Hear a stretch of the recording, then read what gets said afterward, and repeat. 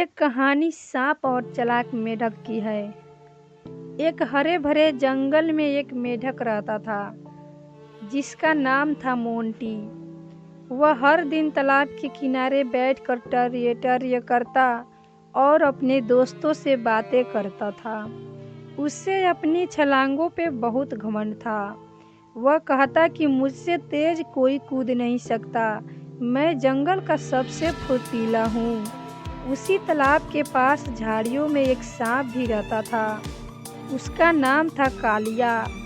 वह चालाक और धैर्यवान था। वह कई दिनों से मोंटू को देख रहा था, पर उसने सोचा कि अगर मैं सीधे इस घमंडी मेढक पर झपटूंगा तो वह छलांग लगाकर भाग जाएगा। मुझे कुछ और तरीका अपनाना होगा। एक दिन कालिया ने तालाब के पास जाकर मीठी आवाज में कहा, अरे मोंटी भाई, तुम तो बहुत महान कूदने वाले हो। मैंने सुना है तुम पूरे जंगल में सबसे आगे हो। क्या मुझे भी सिखाओगे? मोंटी ने यह सुनकर बहुत गर्व हुआ। वह बोला, जरूर, मैं सबको सिखाता हूँ, बस देखो कैसे कूदते हैं। वह बार बार ऊंची छलांगे लगाने लगा ताकि सांप उसकी ताकत देख सके।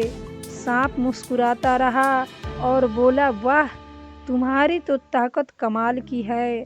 तुम्हें तो राजा बननी चाहिए इस तालाब का।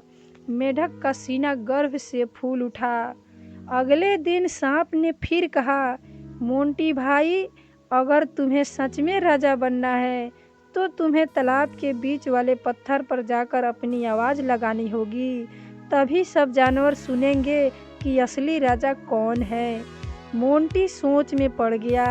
तालाब के बीच में वो पत्थर था जहाँ पहुँचने के लिए काफ़ी दूर तक छलांग लगानी पड़ती थी, पर उसका घमंड बोला, मुझे डर नहीं लगता। वह तैयार हो गया। जैसे ही मोंटी ने छलांग लगाई, सांप धीरे धीरे उसके पीछे पानी में उतर गया। मोंटी पत्थर पर तो पहुंच तो गया, पर वहां से फिसलकर पानी में गिर गया और तभी सांप ने झपाट मारी। मोंटी चीख पड़ा, बचाओ बचाओ। लेकिन सांप ने कहा, घमंड हमेशा गिराता है मोंटी।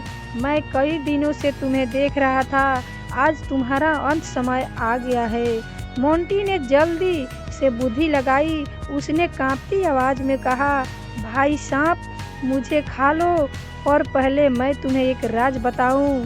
तालाब के नीचे एक गुफा है जिसमें रोज बहुत सारे छोटे मेढक खेलने आते हैं। अगर तुम वहां जाओगे तो रोज तुम्हें खाने मिलेगा। सांप लालच में आ गया। वह बोला, अच्छा, दिखाओ मुझे वो गुफा। मोंटी ने मौका देखकर कहा, बस मेरे पीछे चलो। वह धीरे धीरे उसी दिशा में तैरने लगा जहाँ एक पतली झाड़ियाँ थी। जैसे ही सांप झाड़ियाँ के पास आया, मेढक ने झट से छलांग मारी और झाड़ी के अंदर गायब हो गया। सांप फंस गया कांटों में और बहुत देर तक ले निकल न सका। उसी दिन के बाद मोंटी की घमंड कभी न आई। वह समझ गया कि बुद्धि और नम्रता ही असली ताकत है, और सांप ने भी सीखा कि लालच में कभी किसी पर भरोसा नहीं करना चाहिए। इसीलिए कहते हैं, घमंड इंसान को नीचे गिराता है, लेकिन समझदारी और संयम उसे मुश्किल वक्त से बचा लेता है।